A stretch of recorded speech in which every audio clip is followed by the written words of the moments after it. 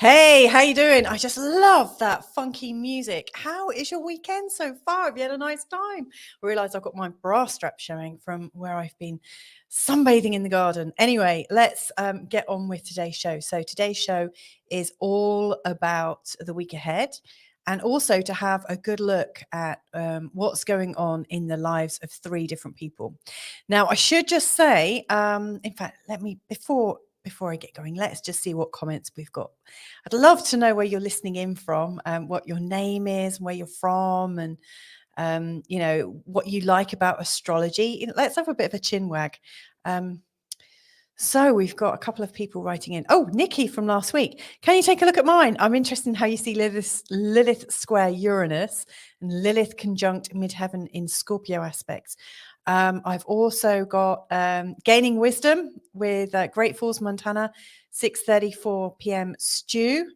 The Ancient Mariner is saying, dig that funky music. And Sarah Taylor, your number one fan from the North, is in the house. Oh, hello. Thank you so much for joining me, you guys. I love it. Nikki and Gaining Wisdom, or Stew, I'm afraid I've got a waiting list for this already. So I've actually got the people that I'm going to be looking at tonight. But if you actually send me an email, and in fact, let me just put my email address up at the bottom. You can see it's louisatannermunson@gmail.com. If you drop me an email with your details, I will put you on the waiting list. I think we may have a space for next Sunday, but it's really on a first come, first served basis. So yeah, it does seem to be a bit popular. I can see we've got some more messages coming in. We've got Nubianet. Good morning, all. What time is it there, Nubianet? I'm going to be looking at your chart today, so I hope you're ready for it. Let's see who else. We've got another. And we've got Richard Laws, somebody else that I'm also looking at today, from the Lake of the Ozarks in Missouri. So it's going to be quite fun. So what has been going on? Did you all do an intention for the total solar eclipse, I wonder? I did. And yeah, it felt pretty strong, pretty powerful. For me, as I said on Thursday, it's about like closing the circle of what I'm already aware of and getting ready to start new things. And I've been doing all of the forecasts for May now. I'm going to release the May forecast update tonight, later on today. And I've also done star sign by star sign. It will be released tomorrow, hopefully. And I also had a good chat with my good friend Helen Nachintu from Venus Health Academy. And we went live today as well. So there's a bit more information about May there as well. So let's have a look now at the forecast for the week ahead. So actually, before we do that, I can see I've got the mailbag here to have a look at. There's a few nice comments that have come in this last week. It's so good. So I got a message from somebody I'm friends with on Facebook, and I wanted to thank you for the Eclipse New Moon show. Those questions were really helpful. I shared them with my daughter. That day was a particularly troublesome day for her. It helped her beautifully. Thank you. And I've got a new subscriber. I looked through many astrology channels and none really vibed. This gal did. She's really good. I love that. And then my good old pal Concept Genius, who, by the way, is a very, very good person in terms of health and healing. And you should check out her channel as well. You can share my chart, Louisa, if you don't have any more takers. Jenny, I'm afraid you're next week. And I'm looking forward to it because you've got an amazing chart. So let's have a look. These are the guys I'm looking at today. So we've got Nubianet that says, Hola, bon dia. That's because I'm based in Portugal. I appreciate your content and depth of curiosity and sensitivity you present as you share your gifts while trying to figure things out. It's true. I haven't looked at any of these charts up front. I like to do it completely like nude and raw, and just like have it in my face live, which is a bit challenging. You're very refreshing. Thank you. Here's my info. I was born in Oakland, California, December the 10th, 1966. Thank you for allowing me to have an introduction to my chart. I've always thought astrology was interesting, but never taken a deeper dive. So I'm going to have a look at that. So Richard Laws, I've got his details from, is it St. Louis or St. Louis? I don't know. I never know in Missouri, but you said the Ozarks in the comments. And then I've also got Blanca from Hamburg in Germany. And in fact, let me just make a note of this. She wants to know about home and also about her Chiron return. Oh, and also Pluto in Aquarius. Okay, I've made a note of that. So let's have a look at this weekend. Hey there, welcome back. It's Louisa Munson from Feel Good Astrology, and this is your update, your weekly forecast for the week ahead from Monday, the 24th of April to Sunday, the 30th of April. So it's an interesting one. I would say that the easiest days are Monday and Tuesday. Wednesday is challenging and changeable. Thursday is a day when you really need to think big and really use a lot of discernment. Friday, it's easier. And then Saturday is really up for an adventure. And Sunday, I think, is us getting back on track. So let's just quickly dive down a little bit deeper. So Monday, then, we've got a lovely little sextile between Mercury and Mars, giving us a lot of action, a feeling that we're really connected with our desires and our determination. And also we've got the Sun in a conjunction with the North Node. So we really feel like we're on track and we've got quite a lot of motivation. Later on in that day, the moon goes into the sign of Cancer, and we're kind of reassured. It just feels like we are at home, which is quite nice. Tuesday, the 25th, then, is a steady day with the moon in trine to Saturn. We are plodding.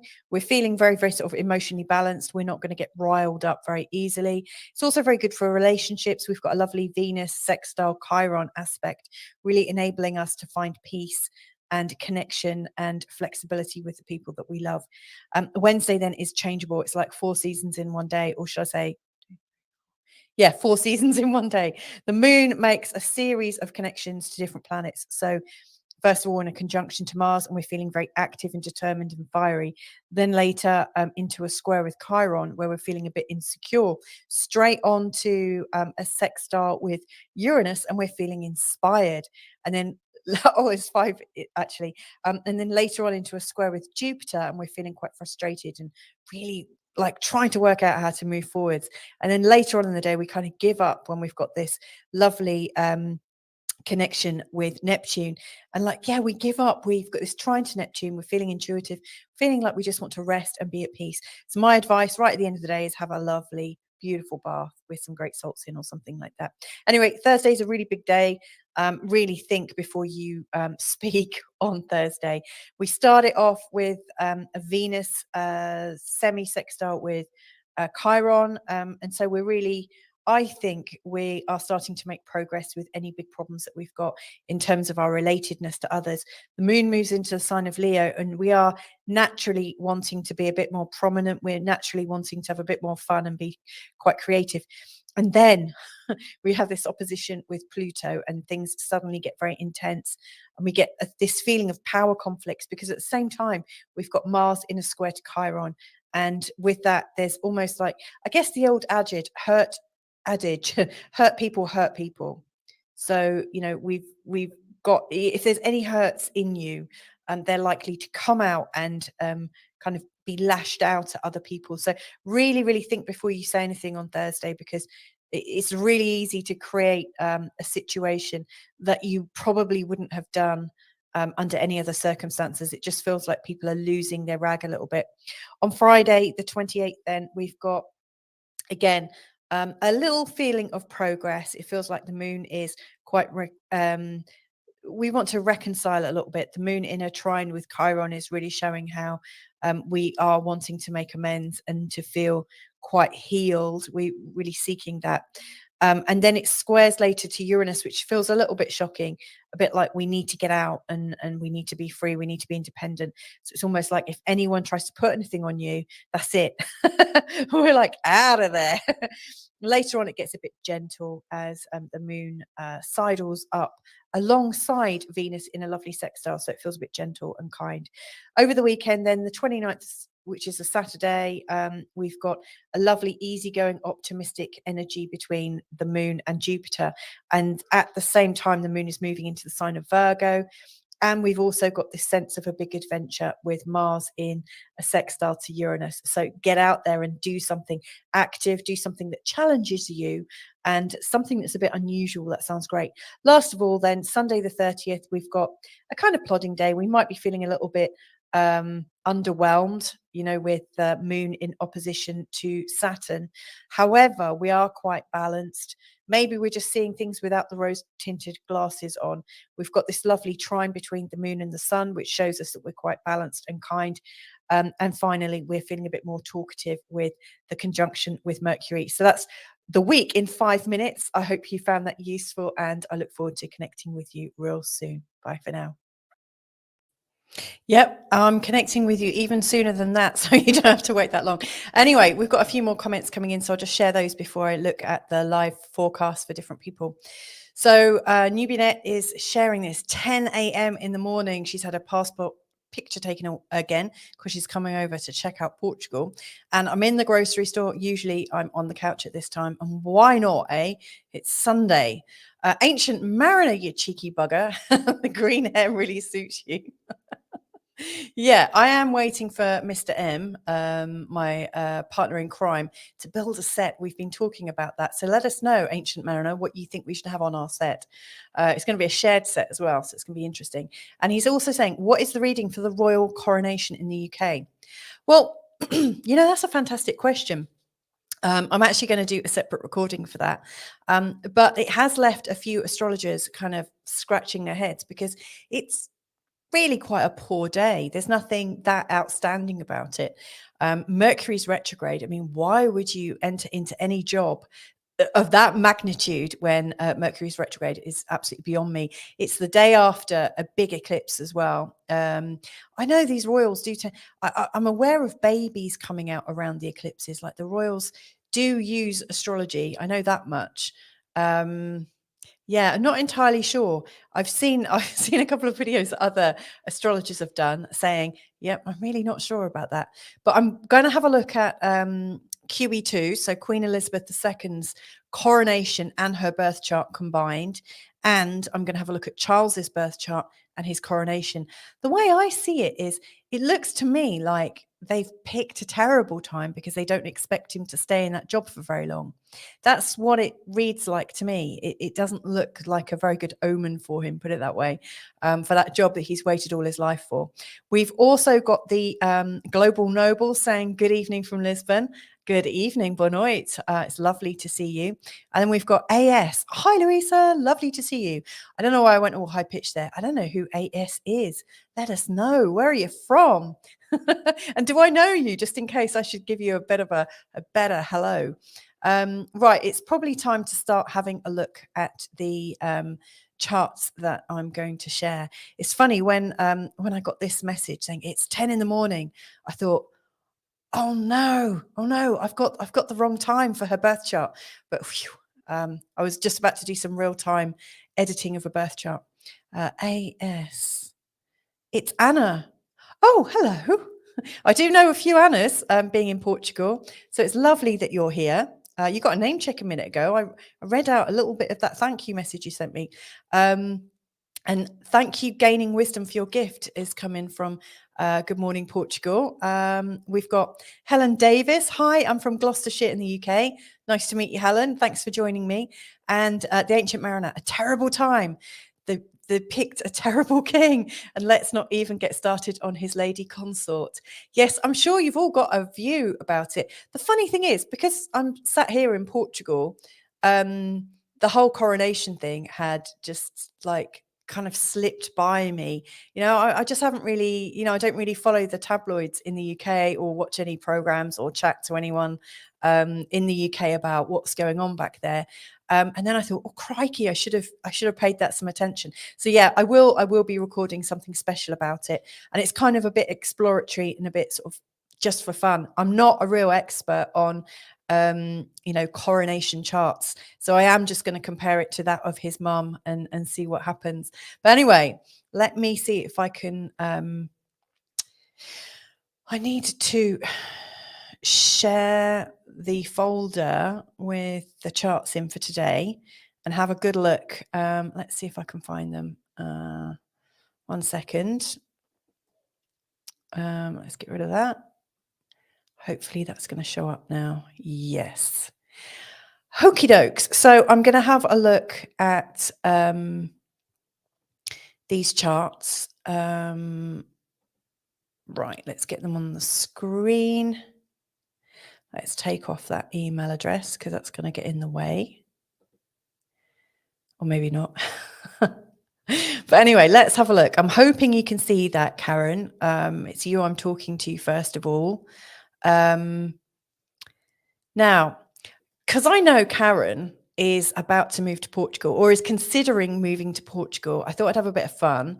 And you'll see here that I've actually put in Asteroid Karen because there is one. And I've also put in Asteroid Portugal. Now, on this program, they shorten the names to just 5 digits, but you can see that this is actually Asteroid Portugal because I wanted to see where it showed up in Karen's chart, just for fun, just to be a bit crazy. Now, a lot of astrologers use some asteroids. So, for instance, a lot of us use Pallas Athena here. They use like a comet asteroid, Chiron here that looks like a key. A lot of people use Vesta. Loads of astrologers use dwarf planet Ceres. And also we've got Juno here. But not that many use named asteroids. And I learned it from an astrologer whose blog I followed, and he used to use it in investigative astrology research. So, for instance, if there was a rather interesting high profile celebrity death or something like this, I mean, it's pretty, it's a bit of a grim hobby, I guess. But I was reading his blog, and it was about 5 years ago or so. And, he would find there's like over 10,000 named asteroids, and he would find asteroids maybe with clues like asteroid, like something to represent a tie and a door and the name of the hotel, where gruesome endings happened, and also the name of the person. And it's really kind of fascinating because it takes astrology to a whole different level. It's not standard astrology, and it almost makes it, I think it makes it a little bit like 5D astrology, because, like, for instance, if I don't have asteroid Karen or Portugal in here, I've got Karen's chart.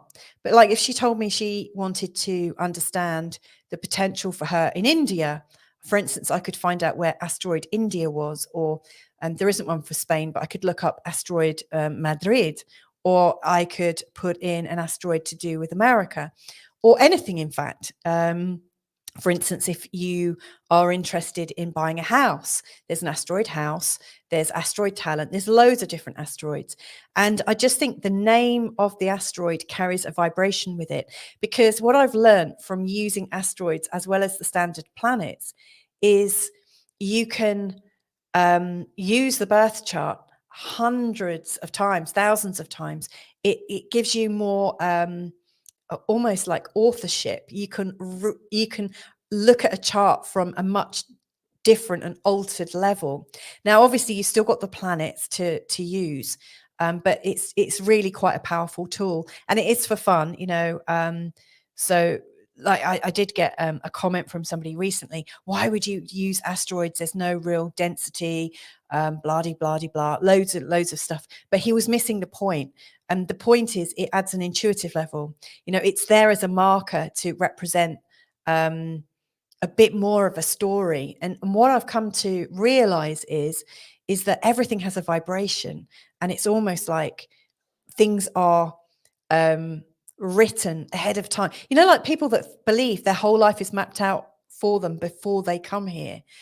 When I look at asteroids and how they are laid out and how prominent they are as somebody is about to make a decision, it's really quite incredible. So, for instance, when people are about to have a baby and they've maybe got 3 names for the baby, I can look up each name and see which one is most prominent in both of their charts.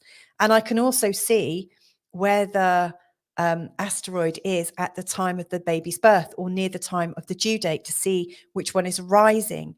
And so it's really funny because next month, I believe Karen is hoping to come to Portugal. And just as that happens, Portugal is going to be crossing her ascendant, which is a very, very strong point in astrology. So anyway, let's have a look at her chart now. Just see if there's any comments coming in before I get going.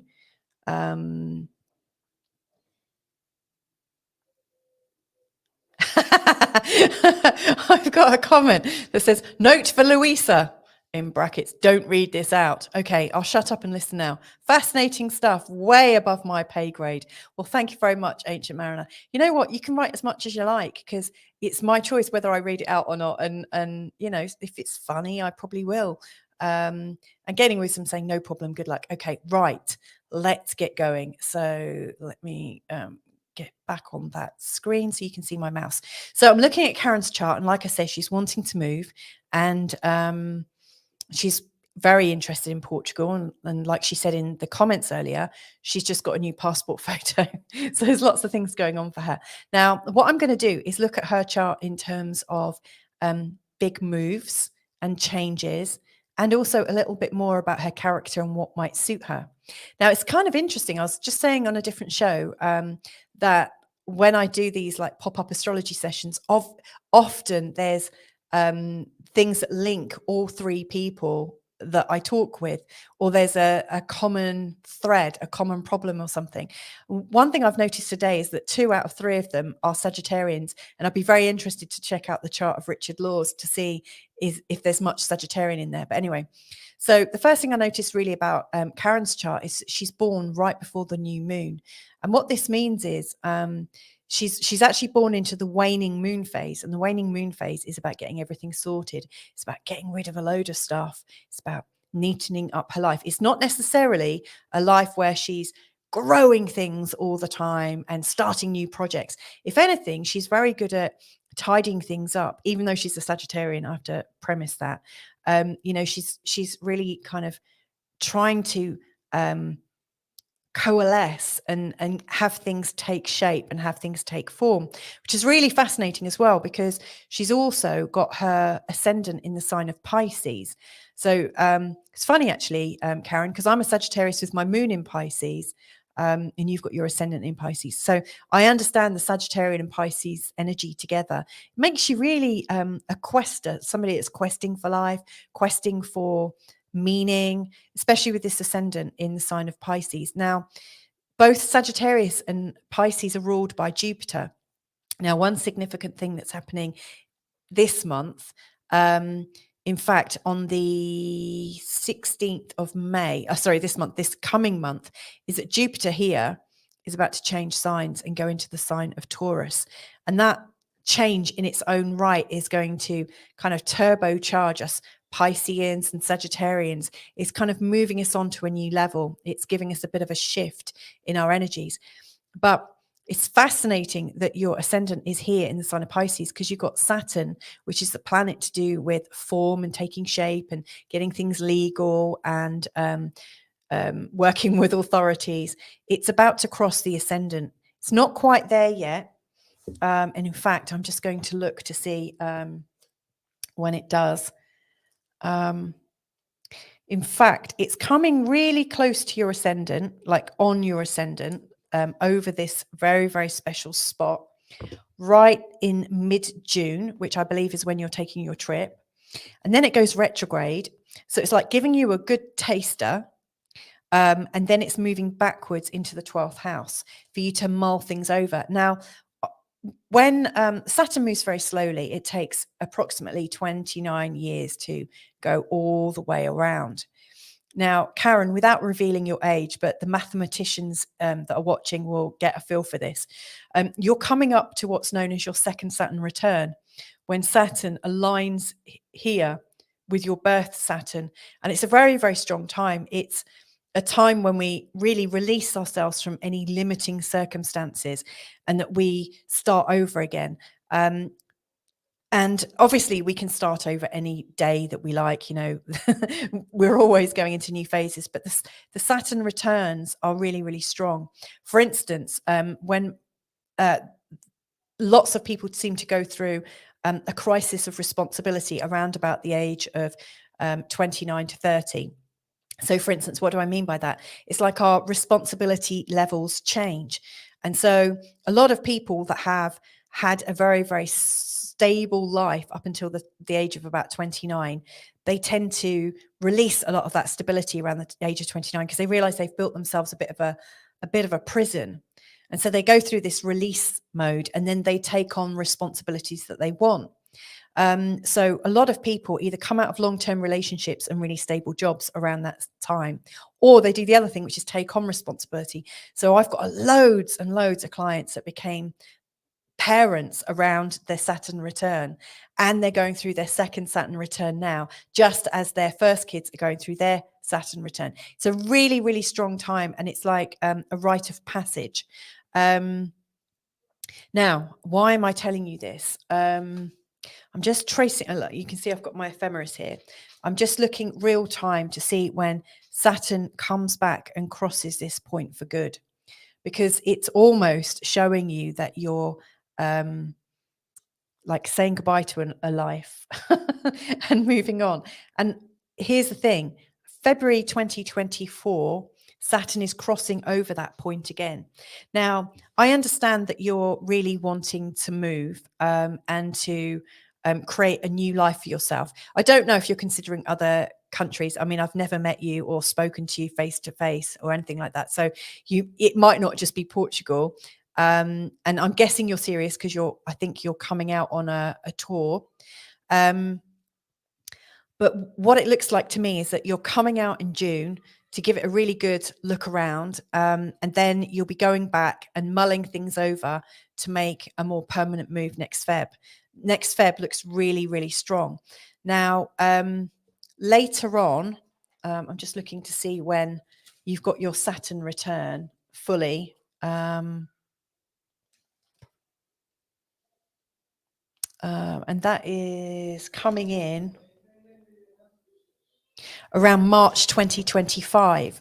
So that's when the responsibility of your move will really start to maybe weigh down on you, or it could be a time. Sometimes with the Saturn return, we can get a little bit introverted or pessimistic. So and also with Saturn things, it's really, really important to get like things like money and legal stuff really set out, because Saturn represents authority. And so with really strong Saturn things, we have to be our own authority. We absolutely have to be 100% responsible and not leave anything to chance. So what I would absolutely recommend you do is, definitely come out, really write a good list of questions, like things you absolutely need to know before you can make a full move.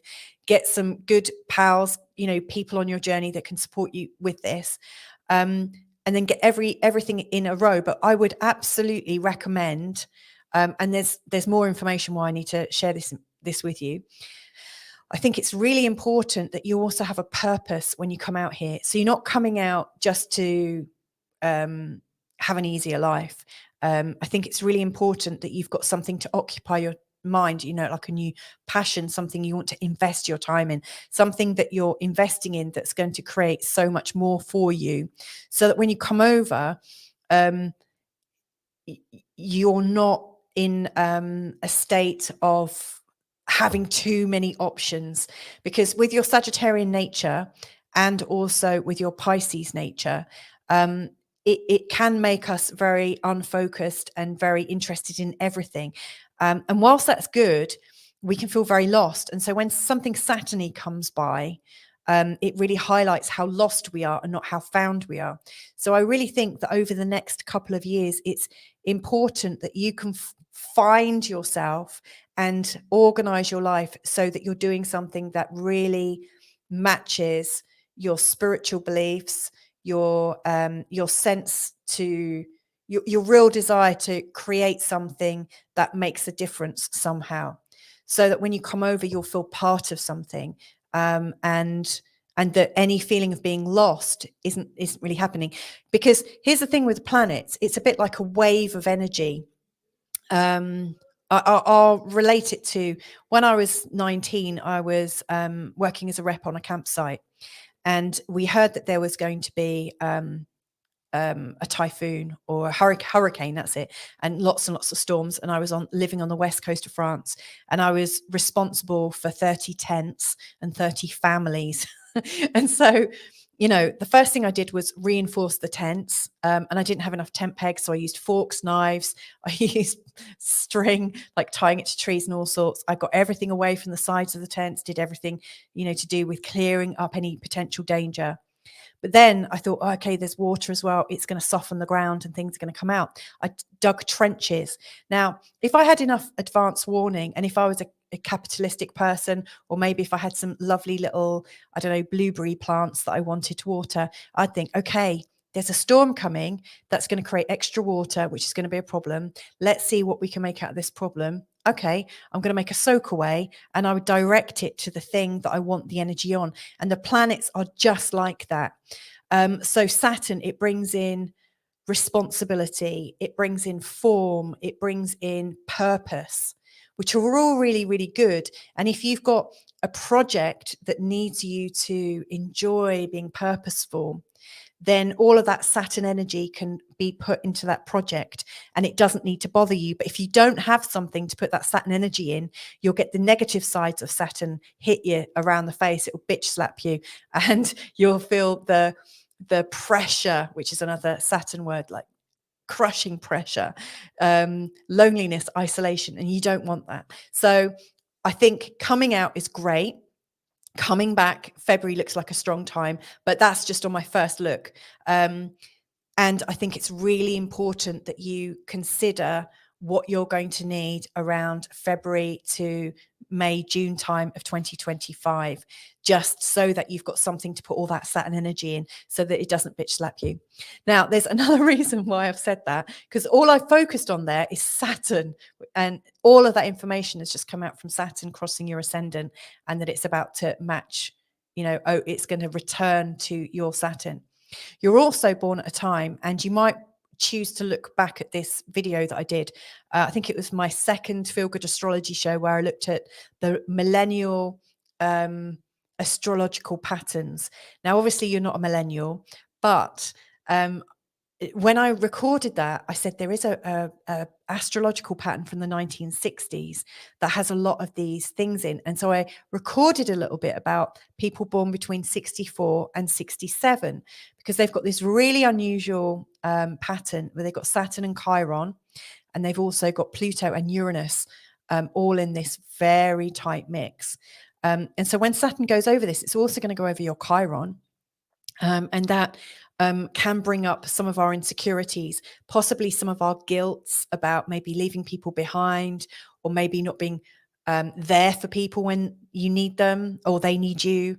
It can bring up a lot of our insecurities. So I would also say that in preparation for moving, that any old baggage that you think might catch you out to do with insecurities. Sorry, it's not sounding like really uplifting, is it? It's sounding like a lot of hard work. But again, that's Saturn for you. But I would get as much of that cleared out of your way so that you can feel lighter, because this is the other thing. Saturn and Chiron can show insecurities and guilt and all sorts of emotional insecurity pressure. But the positive sides of both of them is that you become a guru in your own right, that you become an elder, that you understand your emotions, you become a coach, or that you are absolutely the most enlightened version of yourself that has accepted all that life has given her so far, and that you feel really okay with everything. So again, there's a bit of homework for you before you do that move, is make sure your life just feels really right and that you've got everything working for you. And it might be that in preparation for this, that you get some coaching, or that you talk with somebody. I mean, you might even be a coach. I don't know. I really don't know much about you, but it would be great if you could talk to somebody that you really trust to unpack some of the themes that might come up. Now, Saturn will also be, when it gets to this bit, it will be in opposition to Pluto and Uranus. So like when I said, you are literally breaking your patterns. You really are. And once Saturn is cleared off this point, do you know what? When Saturn's cleared the hell away from this point, which will be around summer of 2025, you're going to feel very, very free for quite some time. There's no real awful planet getting in the way. You are moving into a time of liberation. It feels like a lot of your life that has taken so much energy and attention, it's just gonna kind of like fly away.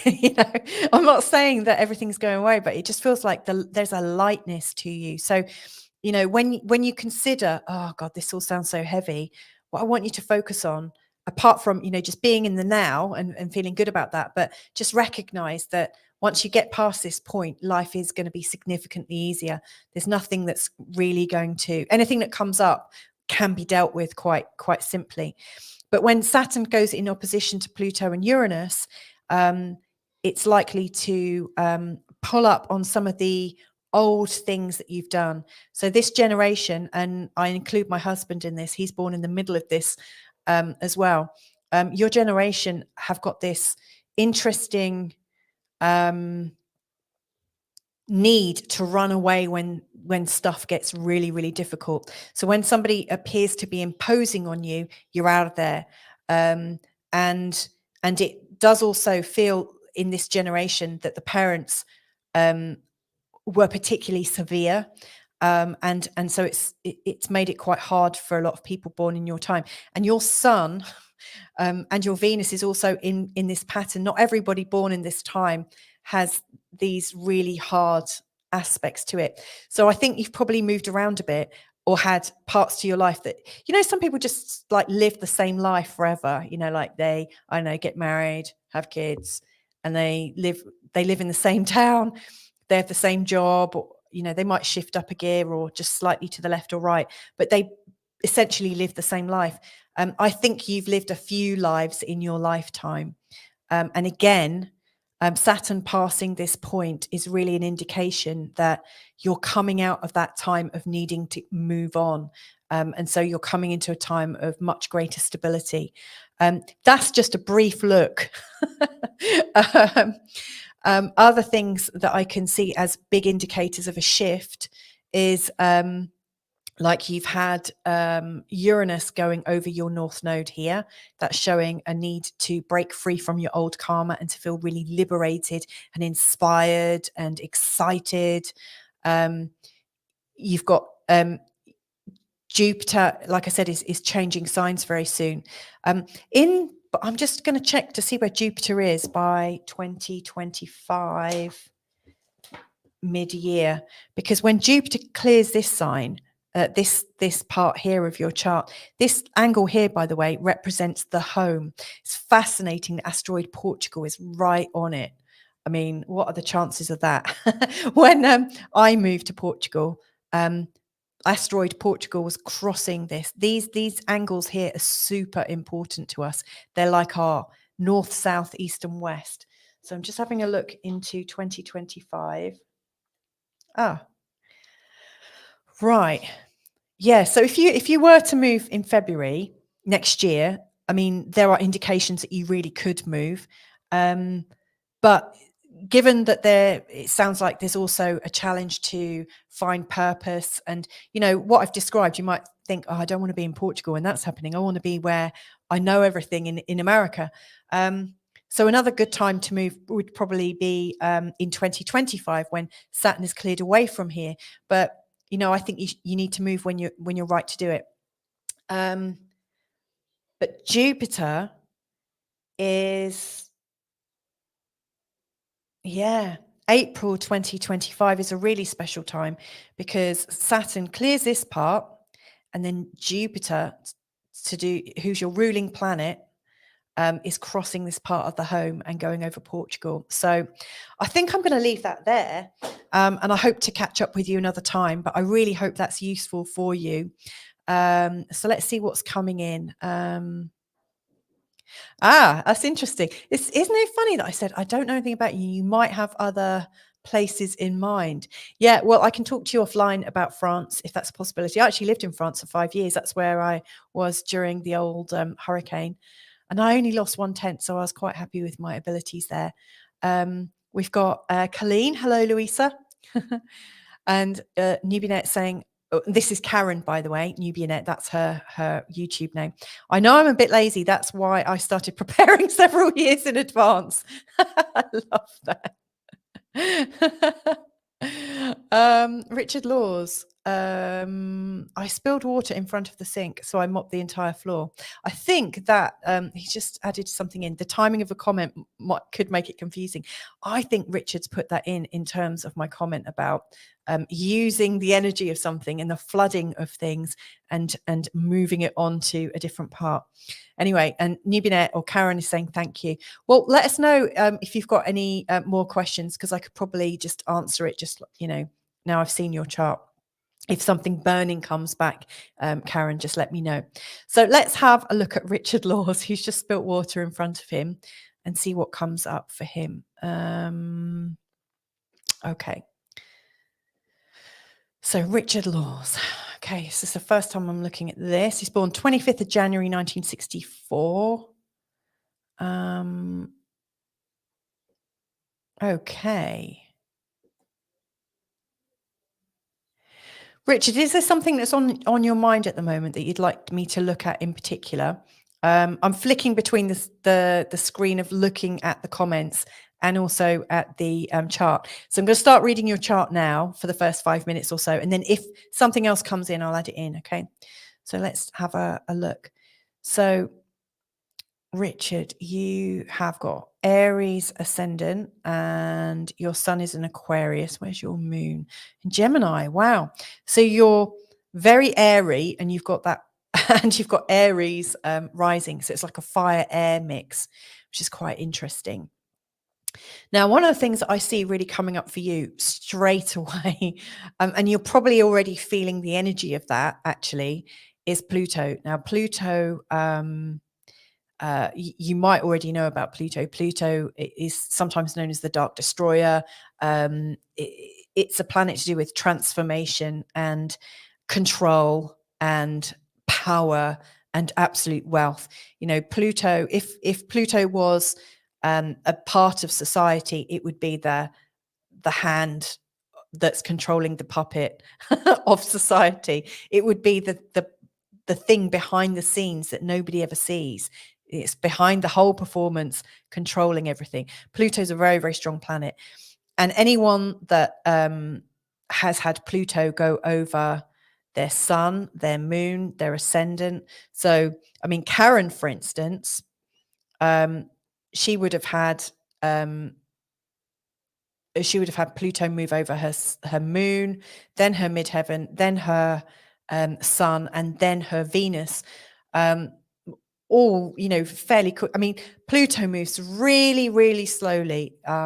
He's going to be in the sign of Aquarius for 20 years, and he was 15 years in the sign of Capricorn, and I think 11 or 12 years in the sign of Sagittarius.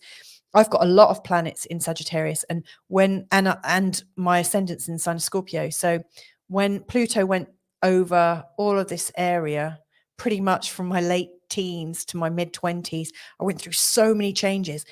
Pluto changes so much. And in particular, when it goes over your sun, it's a really remarkable event. Not everybody goes through this because Pluto moves so slowly.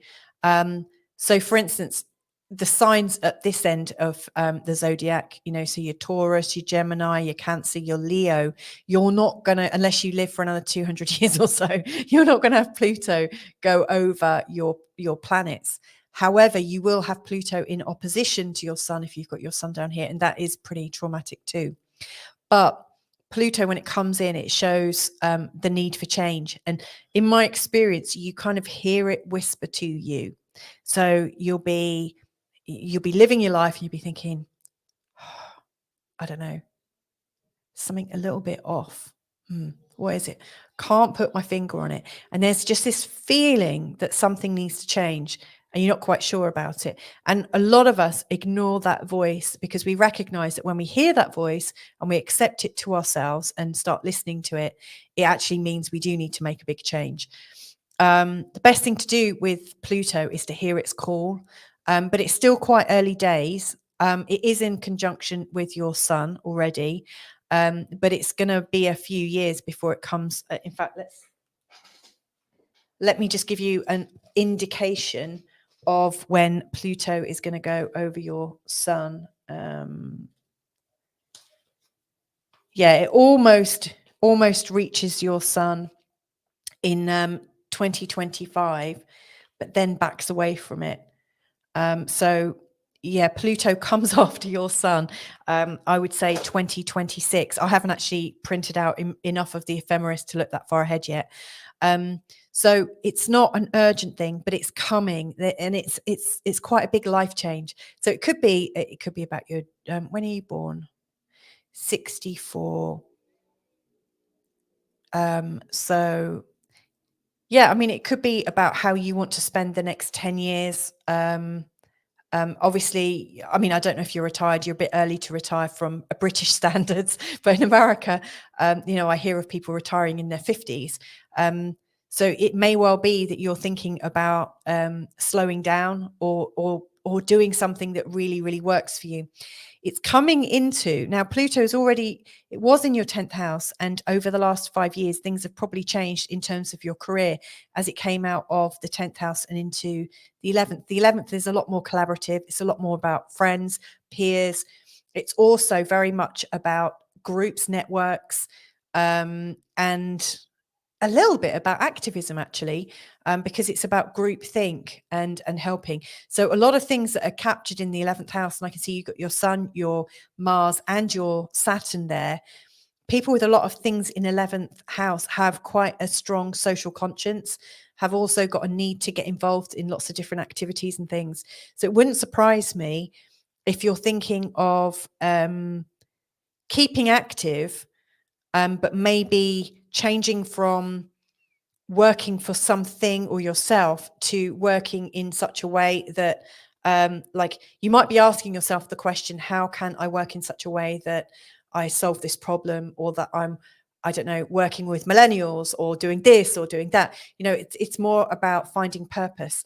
Now, the 11th house, this bit here, is also very much I consider it to be a house of the law of attraction, because it's about what we co-create. So that's why, friendships, alliances, charities, and NGOs and things like that. That's why they're so strong. I mean, it's a great place for grant writing. If you're a grant writer, you're able to get money and stuff like that and put them towards good causes. But with Pluto in this area, like all of those activities are a co-creation. And what better co-creation could we have than with the universe, or with divine power, with love, whatever you want to call it, that energy outside of ourselves, which might coincidentally be inside of ourselves as well. But it's like using the power of something bigger. So I always think of it as a place that our wishes can come true, that we can attend to the things. There's an assumption here that I'm making that you've got a certain part of your life quite right, actually, and that you're in a space of thinking, okay, I want something a bit more now. Maybe now I can attend to my wishes. Maybe now I can attend to something more meaningful. So yeah, there's definitely something bigger afoot. But like I said, it's still a few years away before it's really on you. But start thinking about it now. Like if you start to get that sense of something, start to listen to it and start talking to it. And see what comes up. Now, I haven't really looked at the rest of your chart, because and that could be a big mistake, because there could be something so much more important. Yeah, Saturn's going through your 12th house, and that naturally makes us quite slightly introverted. Like Karen's also got her Saturn going through her 12th house at the moment. Granted, hers is closer here. But this whole area, this wedge of the astrological pizza, is all about introversion and our soul and our inner world, our private world, our unconscious mind. It's a fantastic time when Saturn's going through here to really understand what your needs are and to work it through. Now, Saturn takes about 2.5 years to move through a sign. So in about 3 years, Saturn's going to be going over this point. Funnily enough, just as Pluto's going over this point. So again, there's another hint that whatever is growing in you right now is coming up for a reason. There's something to explore and something to let go of, or allow yourself to be changed is the word that I want to say. Now, something else that's also happening is you've just had your Jupiter return, by the way, and that's like Jupiter here. It was here earlier this year. So you've had Jupiter returning, which is marking a period of actually thinking like, yeah, I've just succeeded on something, and something's getting a bit exciting. And Jupiter here is going into Taurus next month, and then over the next year is going to be moving out of your first house and into the second. Now, this is quite important because Uranus is already in the second house. And the second house here is all about your finances and all about how you earn money, how you value yourself, and the kind of resources that you've got to play with. Because they're not just money, there's talents, there's all sorts of different things going on there. So, Jupiter moving in this direction and meeting up with Uranus coming into the second house. To me, what's going on is in recent times, I think you've learned quite a bit about yourself, and you've realized that you've got more confidence than you realize. You've got more skills than you realize. You've got a much bigger personality than you realize, and it needs to come out. It needs to be expressed. So actually, I sense that over the next couple of years, you're going to be spending more time earning a bit of cash, possibly to fund something that you're wanting to do here and representing a bit of a change. It's fair to say there's change coming. It's not right on you right now, is what I would say. And there's probably a lot more other things that I can touch on. Yeah, because like as we're talking about this, Neptune is also moving closer to the ascendant, and that's going to be crossing over there, I believe, 2025, 2026. It's very slow moving. So it looks like 2025 to 2026 is going to be a huge time for you in your life. I wonder if you are already aware of what you fancy to happen. So you've said, I'm in the middle of very big changes, medical retirement, sorry. Finishing up with 10 years of chemo, that's a lot. That's really hard going. No cancer as of January of this year. Yeah, so it's no surprise actually that you are thinking differently. Well, you're alive. Now that could very well be the big thing that I wasn't working with him, but I know family members. And there was somebody who really thought they were going to die and was told they were going to die, prepared to die, didn't think they had a future. And they basically planned their death. They planned everything to get them to the end. And then when they found out actually that they weren't going to die, it was a real shift. It was a strange thing because at some level, I think they were a bit disappointed because they realized that all of a sudden their pain would be over and it would be final. And then came the pain of realizing and the joy of realizing that actually they were going to live and that they needed to prepare a future, and that seeing as they'd faced death sort of head on, that they had a new set of criteria and they were free to design a life. Now, this person was really, really young and has actually flown, well, not flown, but like has really like changed the trajectory in a really amazing way. So yeah, that's huge. Is there something, I'm going to start looking at the next chart along, Richard, but I will come back to this at the end just to see if I can answer any more questions. So as far as I can see, this is important. Yeah, you find out who you can count on. Yeah, I'm pretty sure that is spot on there. I know that when my mum had cancer, you learn who you can count on. And lots of people can't engage in death type conversations or sickness. They don't know what to do. And so they kind of, rather than sit in the discomfort of it, they step out of the conversation altogether. That's really difficult. Thanks for sharing that live on YouTube. Bless you. Right. I am going to move on now to look at Blanca's chart. Blanca from Hamburg. Now, Blanca asked about home. She also asked, I'm guessing it's Blanca's a she. I should apologize because Nikki from last week, I referred to as a woman. Nikki is a man, so I'm aware that I might make mistakes. So we've got asteroid. So we want to talk about home for Blanca, the Chiron return and how to cope with that, and also Pluto going into Aquarius. What might that bring for Blanca? So I've got Blanca's chart here, 3rd of December 1976. So again, we've got another Sagittarius with her moon in Taurus. This is interesting, because she's asking about her Chiron return. And yeah, her Chiron return is coming, but I tell you what, you've still got quite a bit of time for that. I've got my Chiron return first, Blanca, so it's not as imminent as you think. Let me just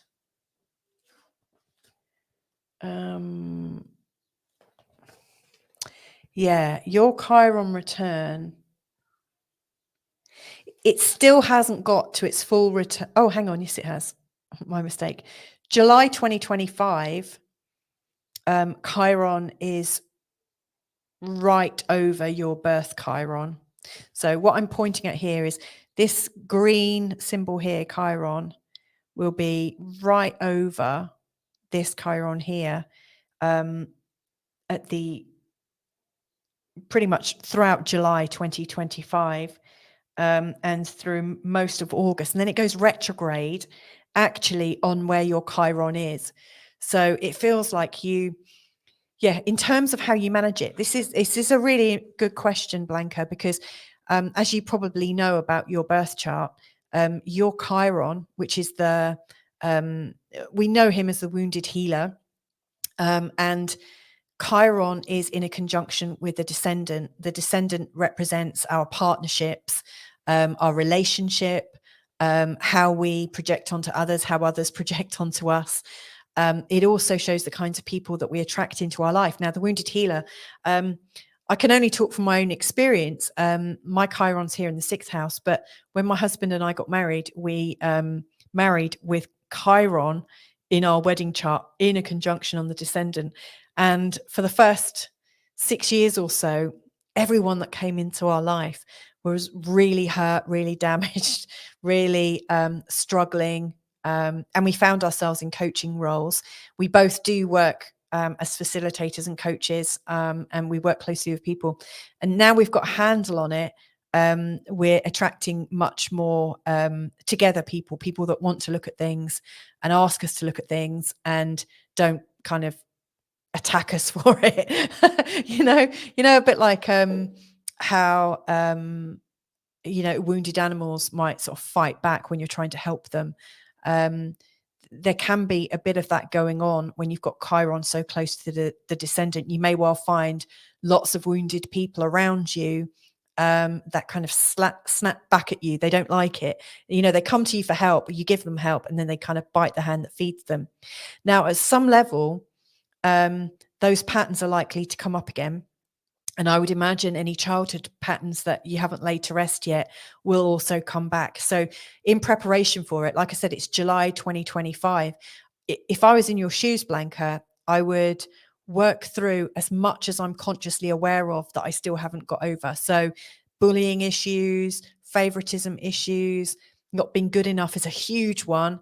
It's the one that stumps nearly everybody on this planet, not being good enough. Deal with all of those right now.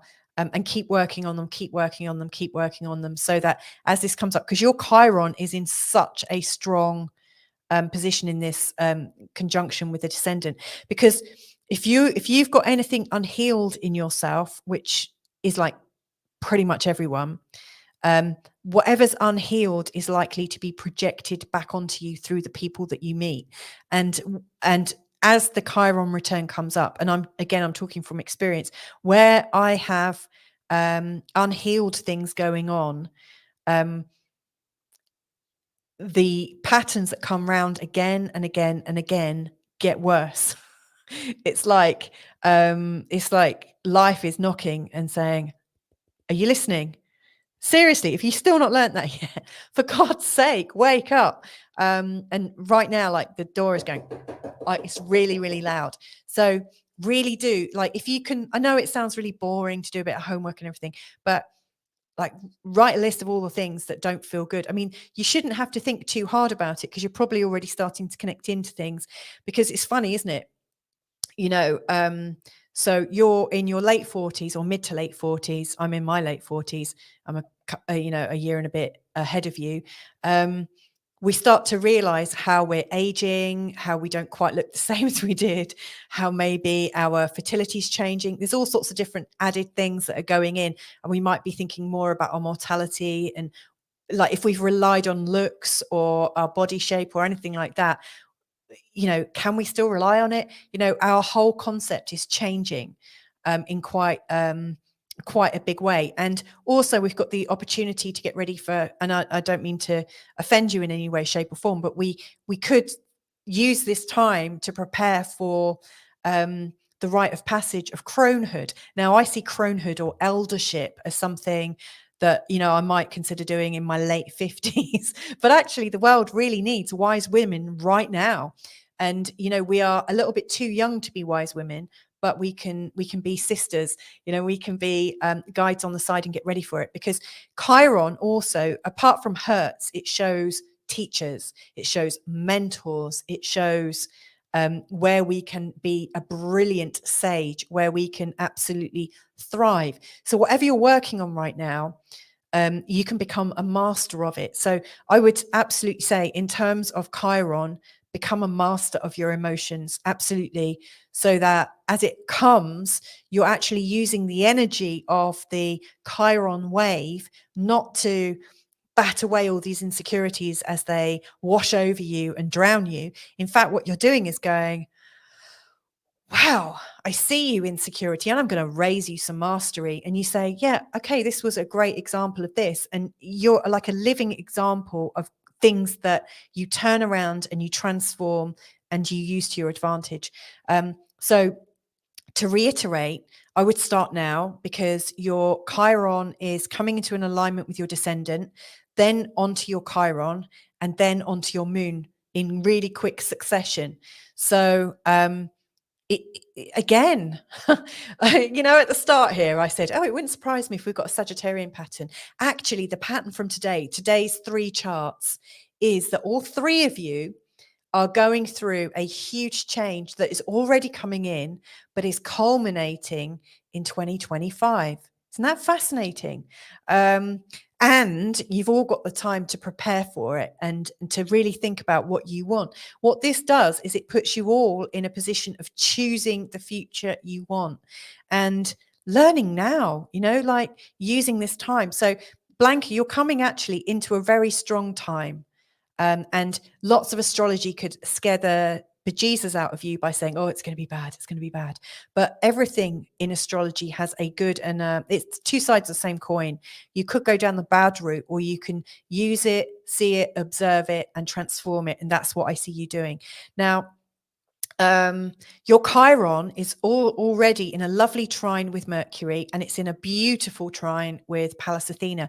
So it wouldn't surprise me if you're a coach anyway, or something like that, because people with a very strong pronounced Chiron in strong places, especially when they're like, for instance, mine's in a trine with my Mercury, and it's in a trine with my midheaven to do with career. Most people who have a Chiron have an interest in healing others, healing themselves, healing others, and noticing patterns. Like, you notice patterns, and the thinking pattern, the word pattern with Mercury, what's going on. Like, so hypnotherapy would probably work really well for you, timeline therapy, NLP, anything that uses patterns, words to create change. You could be a writer, there's all these different things.